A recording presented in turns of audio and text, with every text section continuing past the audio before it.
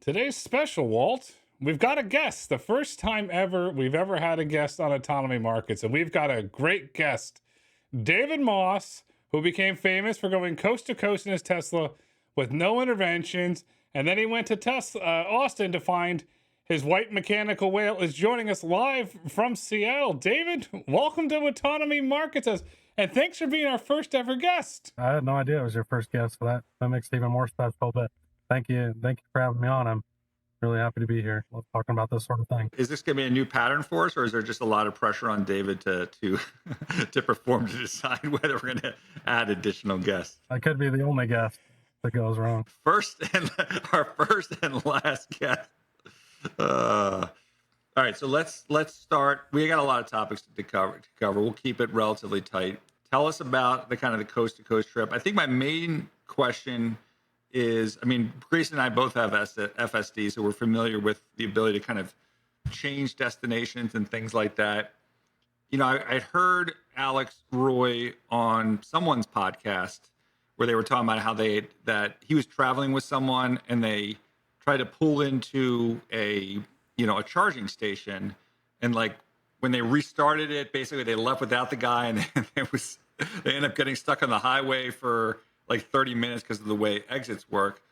Because when I've heard about your drive, and I consider like my less aggressive 120 mile journeys, like things that end my fully autonomous journey are, one time I was pulling into a charging station, and the thing basically about to pull into like somewhere where there wasn't a charger. So I'm like, I just stopped it because I don't have that type of patience and do it. So how many of those types of situations did you have where it wasn't, where you had to basically, it was going to do something weird and then you changed the location in order to continue this kind of route that it was fully autonomous, if any? Maybe you didn't have any like Alex did. No, those navigational, nothing like a 90-minute detour like he described on that live market show last week. But I want to say countless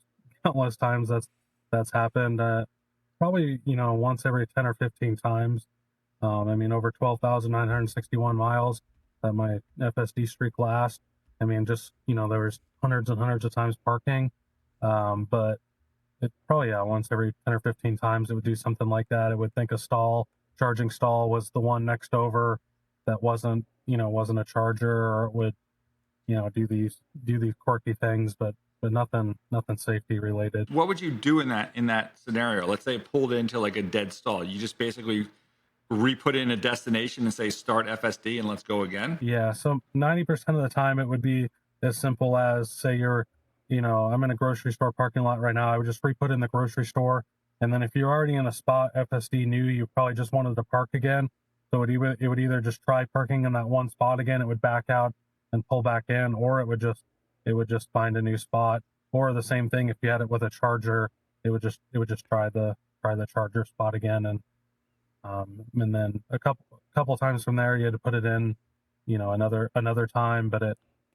would figure it out from there. When you got your wrap done that you posted about on X, how did you get into that warehouse to get the car wrapped? How did you figure that out? So after the coast to coast and nice DIY wrap club, they reached out, and so their shop was in the middle of a regular strip mall commercial business center, and so when I dropped the pin in the middle of their building, so I just put it in the physical middle of the building, and then basically they had their big pull open gate there, and then I pushed it down this one-way road, and then we had 3 or 4 of their employees block it, and then it saw this opening and it saw the pin was in the middle of it, and then basically it discovered that was its only.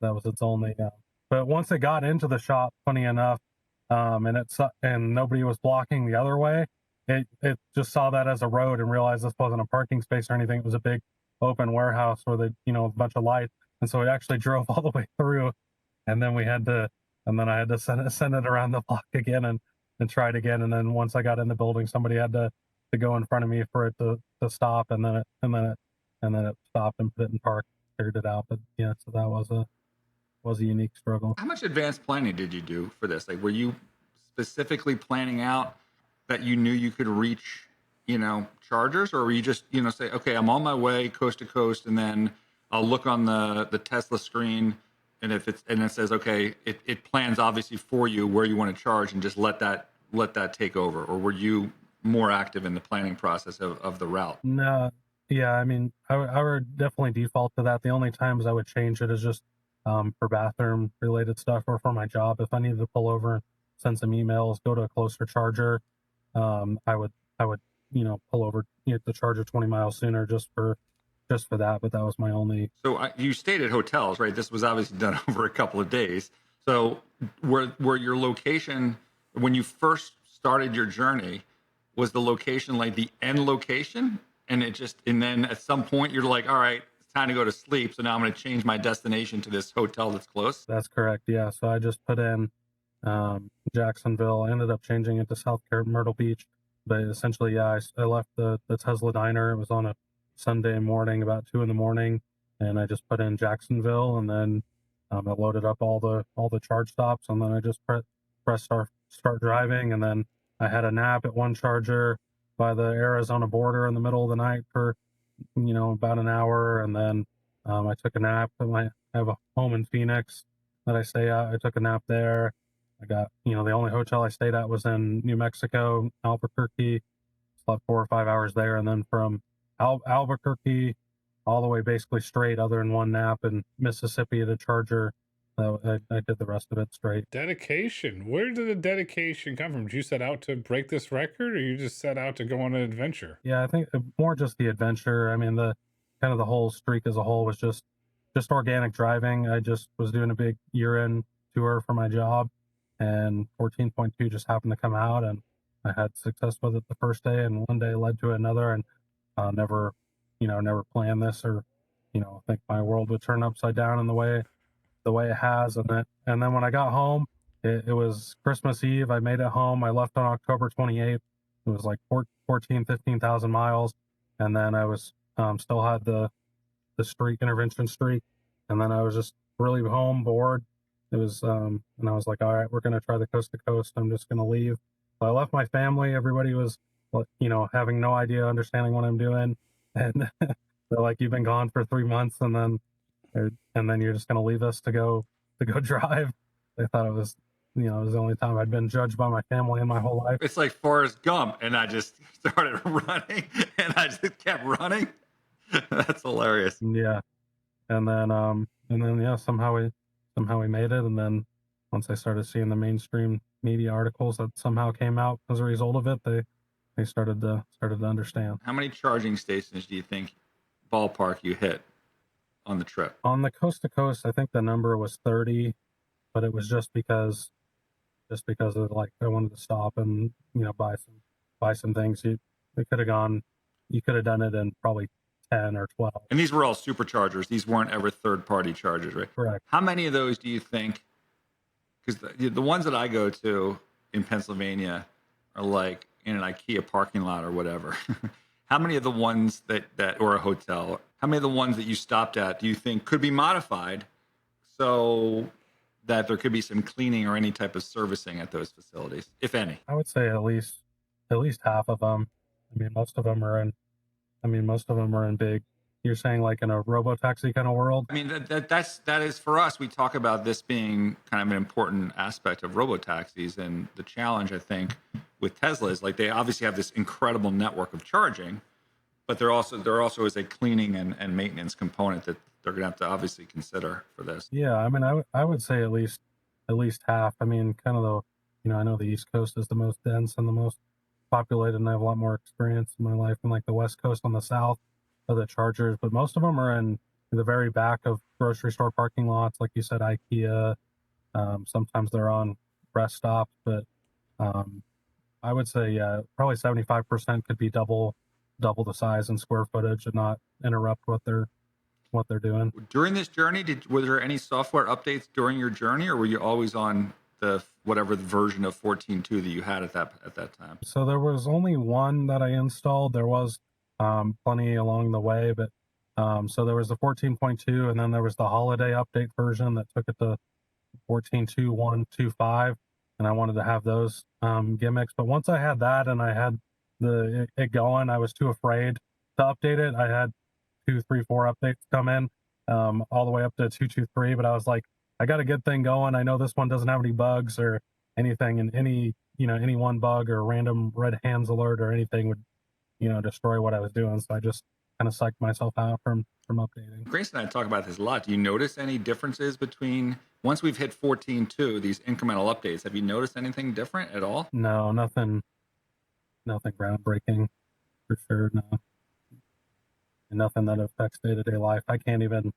Sometimes when like a big time reviewer writes something, I'm like, oh yeah, that makes sense. I did notice that, but it's really nothing like I can recall here to say this changed my day whatsoever. You get 12,961 fully autonomous, intervention-free miles in one clip. Are you going to try and get over the magic 13 number at some point? Should we watch for that? I mean, I have plenty of driving to do, and it all depends if the counter restarts, because it says miles since 14.2, and if that counter restarts at 14.3 or 4 or 15 V15, then I'm sure me wanting to gamify it will happen again, and I can't. But other than that, I don't know. But I'm kind of burnt out at the moment, so it's hard to say too. I will say this: yesterday I was forced to use my wife's Tesla, which is the older model, hardware 3. So she's only at like 12.6 software. I remember at the time thinking 12.6 was pretty good, and it was like so not good compared to the 14.2 experience. Not to mention the suspension on those old Teslas is just not ideal, to say the least. So it's weird to look back, and it's much easier, I think, to tell those differences looking back than it is these incremental ones going forward. Yeah, that's very true, especially when you look even 5-6 months in the past, let alone years and years and a whole generation of hardware updates. But I mean, just what we've gotten recently is pretty night and day. Almost unfair to call it the same. It's not the same. It's not the same. It keeps updating. So you do 12,961 miles. And then if that's not enough, you got to go, if you want to use the Walt Disney term, you got to plus it and outdo yourself. And you go to Austin in search of the unsupervised. It took you 58 rides during an ice storm. I'll have the audience know. And on 58, 59, you got the ride. Where does the determination come from to never give up? I mean, it's impressive, David. That is impressive. Thank you. Yeah, for some reason, there's something sick inside me that says the people are watching you. And he had video for all of them as well. Yeah, but you just can't get up. You're gonna be ashamed if you're a failure. So I just keep on trucking forward. So yeah, it was pretty funny. I mean, how many rides it took, but the whole reason I got to go there was because of the storm. All my work obligations in the Northeast got canceled, and that gave me the opportunity to fly to Austin immediately on that day because of that. And then because I was in Austin, I had all the troubles because of the storm. So it was just wasn't there. And once I was in Austin, I was like, I'm either gonna sit in the hotel room or watch TV, or I'm gonna ride in these cars and see around and have some fun. So I was like, and each ride is subsidized. It's only $1 or $2, so it's it was a cheap thing to do all week and have some fun. And while I was trapped there, don't really know anybody in town. Great. When Grayson and I were there, we definitely did not have that same dedication. We ended up spending a lot of time eating some barbecue.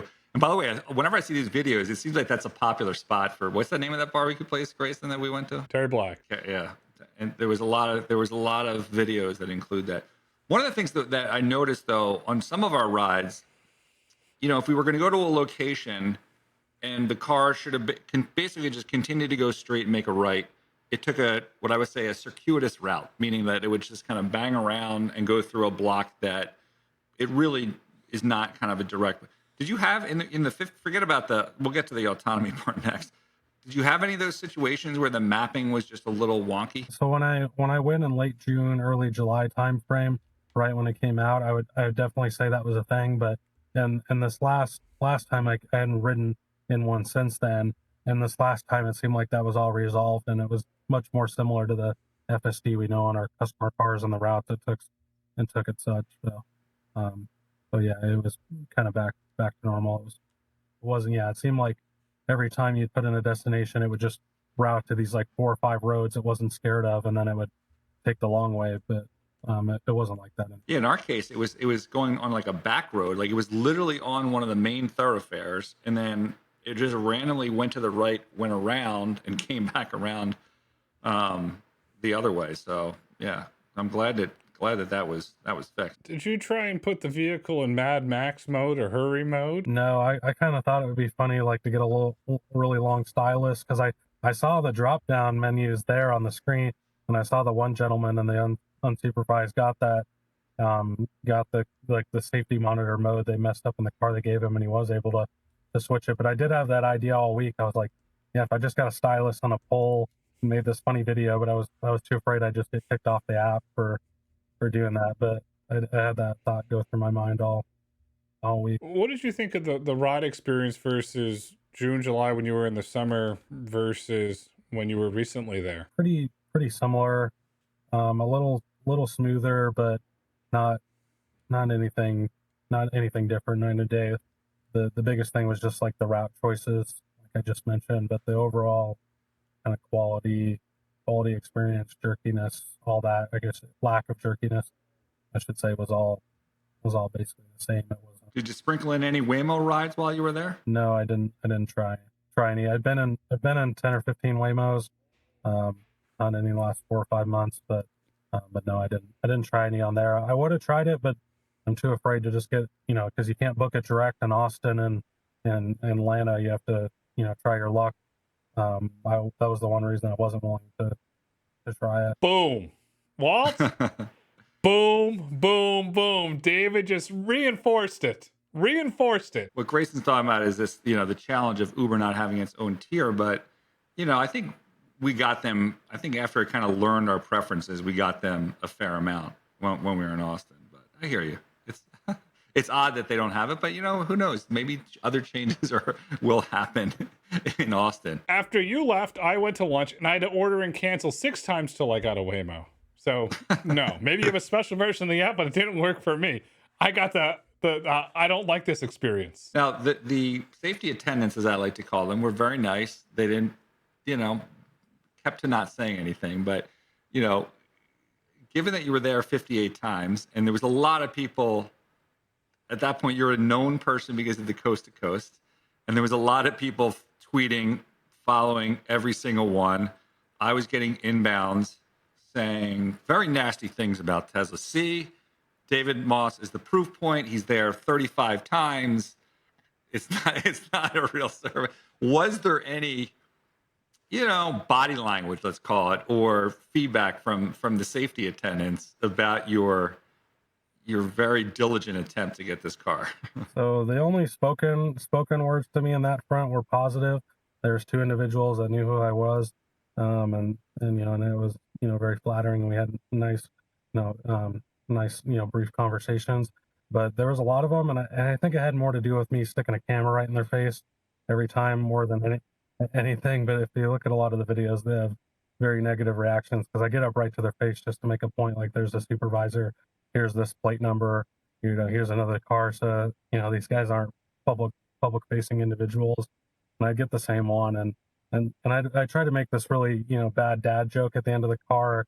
Sometimes they would, ask me what we get to talking a little bit. Some of them will, have conversations like, what are you doing? I've seen you out here before. That, tell them, trying to get the unsupervised. And then I make this joke at the end of it, like, I never want to see you again. I hope I never see you. And then,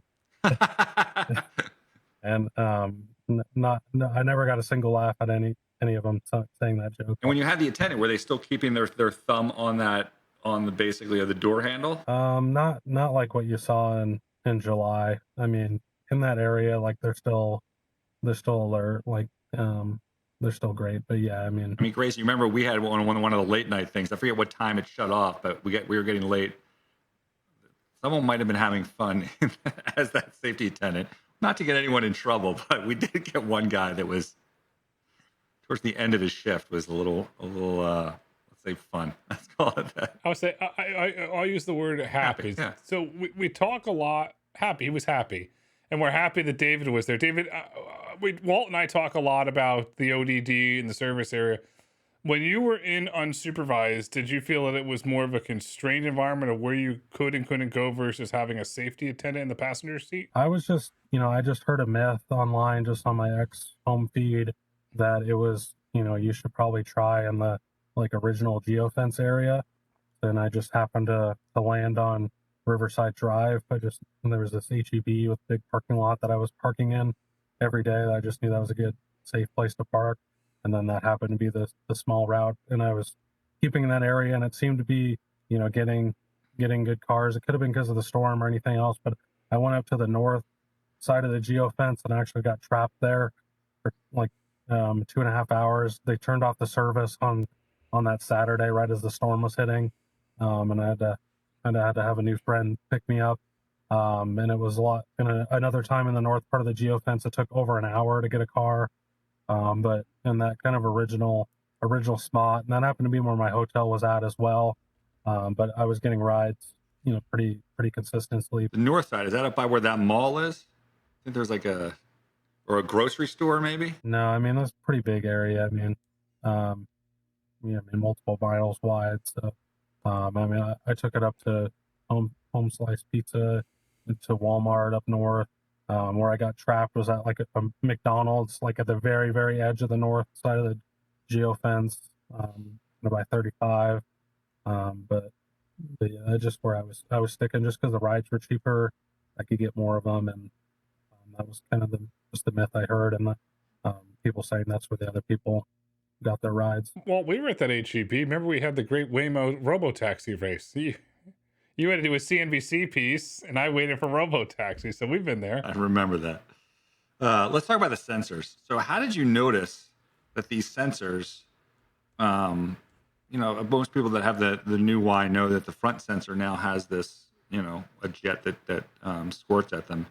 How did you notice that this was happening? And then I guess, did you check all of the camera sensors to see if they all had this little thing that's added? And was it obvious that this was like an aftermarket add-in that they did? No, so it wasn't obvious, and I wasn't the one that actually discovered it. In one of my videos, somebody like commented that it was there, and then that's when I started to clip it and put it out there. But to be completely honest, I wasn't the one that discovered it.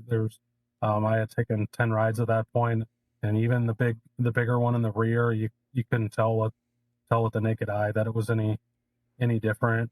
And so it's pretty very unnoticeable in person. So once that happened, I started to get like really close up to get those good shots.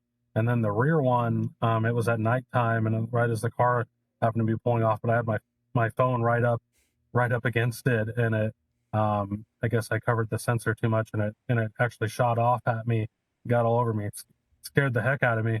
But it was just because it must have thought it was dirty because something was right in front of it, and that's where I got that really good shot that Sawyer Merritt posted. But yeah, it was just somebody brought it to my attention. Did you notice it on the supervised robotaxis as well, or did you only notice it on the unsupervised one? Yeah, it was on every vehicle I saw, and there's a whole bunch of mapping vehicles. I don't know if they're on the network or off, but if you go around that kind of, all over Austin, there's just a whole bunch of Model Ys with XFY plates, the same kind of license plate scheme that the robotaxis have, that are unbranded with the stickers. There's people in the driver's seat, and they're just driving all around. So when I came back into Austin, I had some work obligations in Dallas and came back. That next morning when I was taking rides, just from my hotel kind of by the airport to driving back to Riverside Drive, I saw 15 of these vehicles just out there mapping or just driving around. So, were they rigged with the LiDAR cameras? Because when we were in Austin, we saw a lot where they had the, a whole mount where they were doing, this is just. Yeah, those kind of validating units. Correct. You see the photos of that I did see in early July when I was there last, but I didn't see any of those all week when I was there. I didn't see any cyber cabs or any testing vehicles, but you just see, I saw legitimately easily over 100 individual cars. So whatever that number Elon gave, he's probably adding those to the network in Austin, but there's a ton of them out there.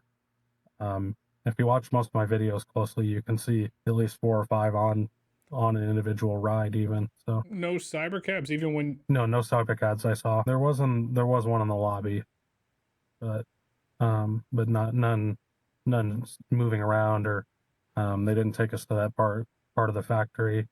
I didn't see any other than a display paper. So I didn't know until this podcast that you had been there in June or July. How did you get the invite back in June or July? Because that was very challenging for us to get access. Thankfully, we did also.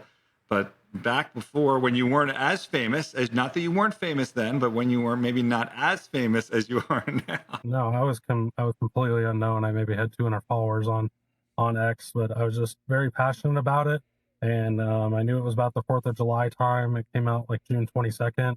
And so me and my fiance at the time, I just made that our 4th of July trip. We were going to go to Austin, Texas. We were going to go to Willie Nelson, playing at the F1 track there, amphitheater. And so that was our big trip. And then when I got there, I saw, the more well-known people and AI Driver on YouTube and on X. So shout out to you, JD. And so he was gracious enough to let me ride around with him for a couple of days. No, that's great. There it is, the community, Grayson. Just one last thing on the ODD. There was some tweets today from people that are after they saw your success. Everyone's now running to Austin, and they noted that the ODD where they were able to get rides was even smaller than the kind of one that people thought was available.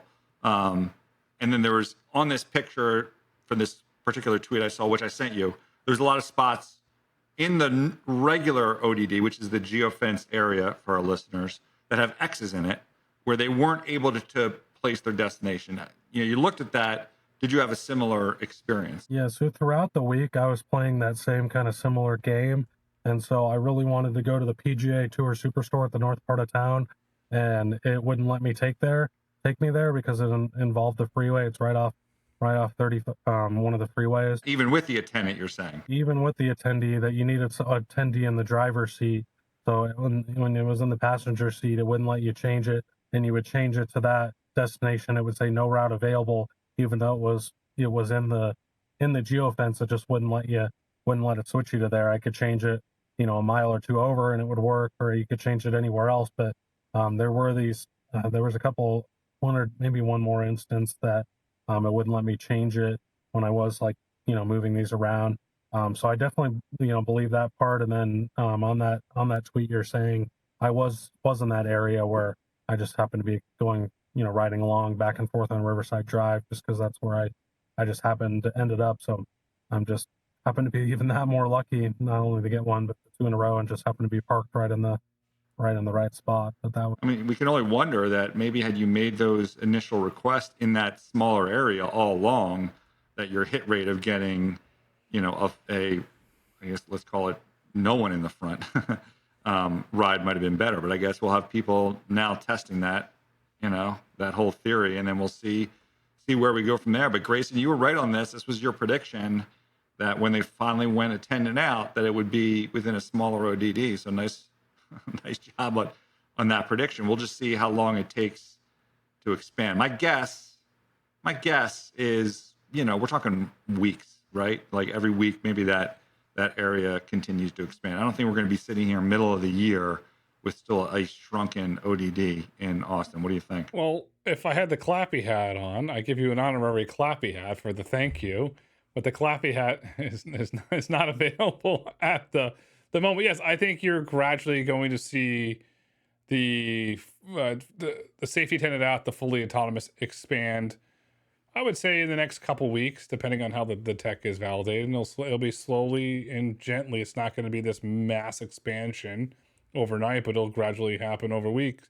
David, based on your experience, do you think I'm right? Do you think I'm wrong? How do you think that the fully autonomous experience is going to roll out? Yeah, I think it'll slowly get bigger, but I would say, my kind of thought at the moment is that it's going to be very slower than we all think, just because, it took so long, from, late June to early January to get the guy out of the driver's seat in the first place. And now, we're in a very, very limited area. So it's hard to know. It's such a good experience that, but they must be seeing something that we're not, why they've been so slow on it. They never got the, 50% coverage and all those numbers they thought by the end of last year. And it's been, way slower than everybody's thought. So I would say, I think the answer is they've got a greater safety culture than a lot of people give them credit for. It's like damned if you do, damned if you don't. If you're not doing it, you're saying, oh, what's going wrong with it? But then if you do it, like, you're accused of not being safe. I'm going to go on the record though, Grayson, and say, by my June 30, by my July 4th, let's call it, you'll have what was the larger ODD fully covered with attendant out in Austin. And you'll have, I don't know if they're going to hit the 300 cars, but I think you're going to start to see notable scaling of cars in that market. Obviously, in the other markets, I think start similar that we saw in December in Austin. Those other however many markets that they talked about in the earnings call. You'll see a similar start that you see in November, December. It's not like they're just going to walk into these markets and light up 50 cars with driver and attendant out. So July 4th, you said light it up. You could put Willie Nelson there. He could light one up on July 4th for Willie's picnic before he goes and plays. So there we go. All right, so let's go to prediction corner. David, start with you. When do you think in the Austin area Tesla will allow driver out, safety attendant out, fully autonomous on a highway? I'm going to say by Memorial Day. Wow. May. What do you think, Walt? This is a new one. This is a new one in prediction corner. I don't know, man. By end of year, let's call it. I mean, right now, I think people are going to be very happy, or there's going to be some validation for a lot of people that are doubting whether they can just get it to work within the ODD with scale, right? With 50, 100, 200 cars in a market, and then get some of these other markets at least up with a handful of cars or 10 to 20 cars like they did, like I said before, in December. So I'm going to say by year end. Be more conservative on this. I'll split the difference and say by September 1st. We all have predictions out there. The other day I drove to Miami, not one intervention, all on the highway and everything, and the vehicle saw things that I didn't see, and then overall I thought it was a much better experience. But David, it's not just Teslas that you've been riding around in. You went into Zoox. What did you think of that? Yeah, I thought that was a great experience. So after my world turning upside down and getting a little bit of notoriety and infamy, that I was gracious enough to have somebody give me a ticket to go to CES, which has kind of always been my life dreams ever since I was a little boy. And so to get the chance to do that finally all these years was really cool. And then to get the Zoox, it was a great experience. I mean, I had very bad wait times, and bad experiences with the app, but I'm going to chalk that up to it being because of CES and all the people there and new launch without that many vehicles. My first introduction to it was I downloaded the app. I was there. I booked a ride at the Luxor. It said it said 45 minutes, and then it jumped to 90 minutes. And so I was with a buddy of mine, and then I was like, okay, it's 90 minutes. This sucks. Okay, we're going to actually go to dinner, and then we're going to come back, and we're going to be here within 90 minutes. Like, we'll be fine. We're going someplace quick. And then 15 minutes later, I still have my phone in my pocket. I don't even think about it. 15 minutes later, the car shows up. Well before even the 45 minutes originally, the car came, and then it canceled it within, a couple minutes. And then when I opened my phone up a half hour later, checking the time, let's say, it was like, oh, book another ride. And I'm like, what the heck? That sucked. And then I didn't even end up getting one that night. And then it was the next day. I think that's when you and I, Walter, were talking. I ended up getting one that same morning you were, and it was a great experience. Kind of annoying, I guess, that we were just testing it out to testing it, that it can only go to its 6 or 7 places. But getting in the car, it was a good experience. I think their seats are plenty comfortable. People were complaining on that. I didn't have any complaints. I thought it was cool. Everybody had an individual screen. I had one, I would say it's a little harsh on the braking, especially compared to FSD and even Waymo as well. It's not the smoothest vehicle. It felt plenty space. At one point on Las Vegas Boulevard, right on the strip, I don't know what it saw or what, but it fishtailed out pretty aggressively. For maybe, it was only for, half a second, maybe a second, but it was enough to like say, whoa, stop the conversation kind of a deal. It didn't even leave the lane. It wasn't too crazy, but it was, definitely the wildest thing I'd seen in an autonomous vehicle out of the out of the three companies, but I mean everything was good experience. Every ride was intervention free. It was nice. It was free for CES week, and I look forward to going to San Francisco or Austin. Although you had to put your credit card in there to do it, even though it didn't charge you. Yeah. But for me, I had also the 45-minute wait, Grayson. I was at Topgolf, which is one of the destinations. I decided to have myself a chicken Caesar salad. I don't know whether it was the salad or the ride, but or the fact that I couldn't look out the front window because it's like basically blocked by the mesh. But I definitely had some nausea symptoms from that ride, and I've been in a lot of these things. The braking gets me, David. I mean, this is the beauty of autonomy, that we don't have to take taxis anymore, or certain Uber drivers, that we don't have to have that nauseating braking that sometimes occur. I think Zoox has been training it on New York City taxi drivers with their braking.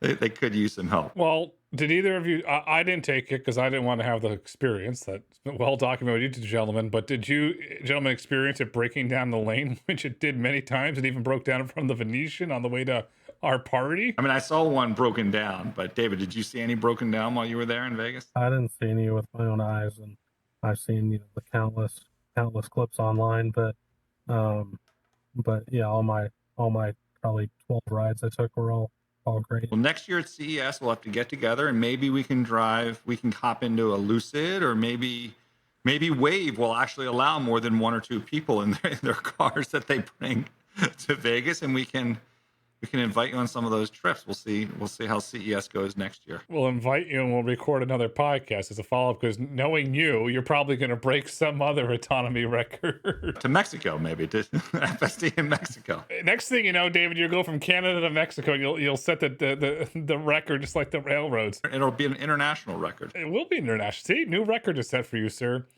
You ride in Robotaxis, you ride in Zoox, you've ridden in Waymos, but putting this all together, you're in the LiDAR business.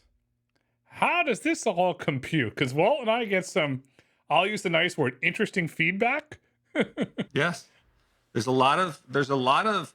I'm surprised how large the LiDAR engineering world is. There are definitely a lot of experts out there that know everything there is to know about LiDAR. Can't name one brand or any type of sensor, but they're the number one expert. It doesn't matter whether it's for a tractor or whatever, or maybe just a summary that they read on ChatGPT.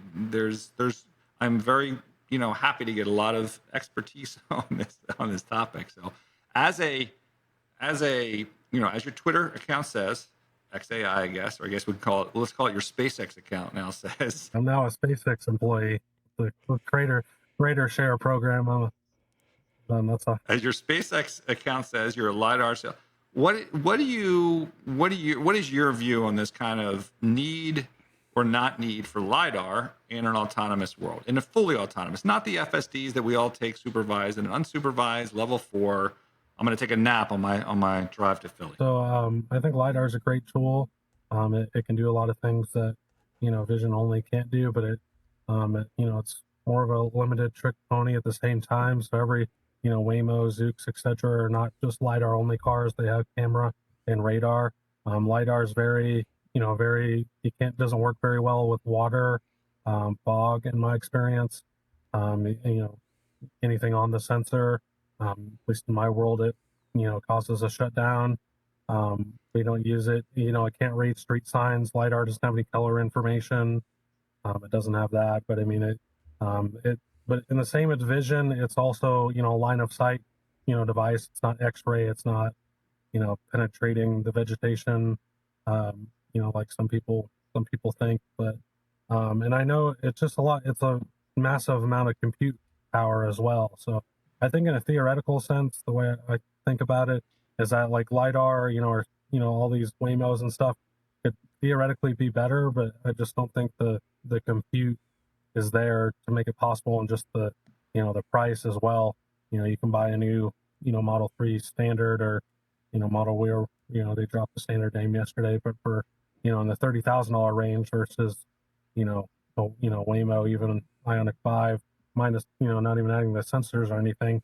If they were to sell that in a retail value, you're four or five times more. So I mean, to sum it up, I mean, it's a lot of money, it's a lot of compute, and that's the one thing. But I think the main thing is it's a ton of data processing power. It's a ton of information. It's more than cameras, and it's a lot of stuff. There's a lot of it's not perfect measurements. There's a lot of filtering and stuff that needs to go on. So I'm not an engineer. I don't think you're an engineer, but at least you're in this business of LiDAR. I had a question because, I'm focusing on what you just said in terms of it requires a lot of compute. It creates a lot of data. Is it possible that given this compute need that it has, that it, adds micro milliseconds of processing time in a situation where it has to, deal with reasoning? And what I'm bringing up specifically is the incident that Waymo had, where it lightly struck a child. I mean, is it at all possible that because there was LiDAR information that was having to process, that maybe the reasoning there took a fraction of a second longer, and that's, might have delayed the ability of that car to stop? I mean, it's hard to say, and maybe that's definitely the case versus maybe a vision only solution in that same exact scenario. But I think you still got to compare it to the humans firsthand about what a human could have done in that scenario. And I don't know too much about it. I've only read an article or two, but it seemed like Waymo saved the day from killing that child. And if any of the three of us were driving manually, that we would have smoked the kid and passed away. And because of this kind of technology, it only hit him at 6 miles an hour. And autonomous vehicles aren't going to prevent all death.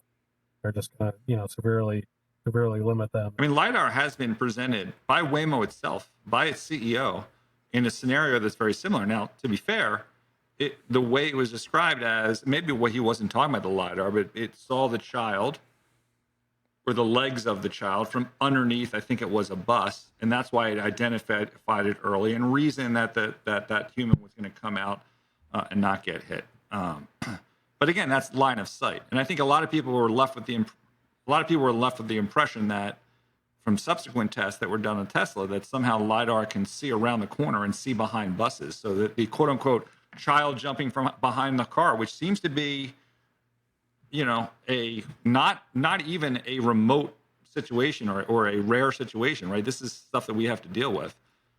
That does LiDAR do anything in that scenario? So it's sort of a cherry-picked answer. I mean, it's kind of very misleading what they were saying. What they're saying is correct. LiDAR is very dependent on what's called angle of incidence. So at that bus example they're talking about, if the LiDAR can see right at the right angle, it can, it could view underneath the front of the bus because of, a bus is has a very high ground clearance relative to a small sedan or maybe whatever was parked on the side of the street, to where it could shoot through there. But if it didn't have that perfect angle, it's not gonna see it. And to where, I don't know, it sounds like the kid jumped out from a 90-degree, 100, right turn into the road, that it just couldn't see it and go in there. And it could have been, another example, like LiDAR and glass don't mix. You get a lot of noise shooting in the glass. Anything that goes through glass is essentially garbage, in my opinion, with the LiDAR. That could have been an example there. But what they're saying is not true in that example. Like, I've seen that, I was like, okay, that is correct. I know exactly what you're talking about. It's it's very, very cherry picked and misleading. So in what scenarios, would LiDAR provide an advantage for specifically cars? I mean, it can see significantly further than vision. Yeah, so I mean, a Tesla camera can maybe see 20, 30, 40 meters. I don't know what the number is, but the most popular LiDAR sensor, and similar to what Waymo and stuff uses, the main one I use is 300-meter range, and it's the one I use it shoots out 32 different lasers all the way around continuously in a circle, 1.92 million points per second. So it's just constantly shooting all the way around in all these gaps. So you could be even in the middle of traffic, in the middle of, say, a 3 or 4 lane downtown road, and it's shooting all these millions of points out in every little nook and cranny between these cars, everything it can build the environment around, shooting out of the, at 1,000+ feet. That way it can know, it can have a lot more context of what it's doing. Another thing with that angle of incidence, and just for Waymo and all their sensors, you have a big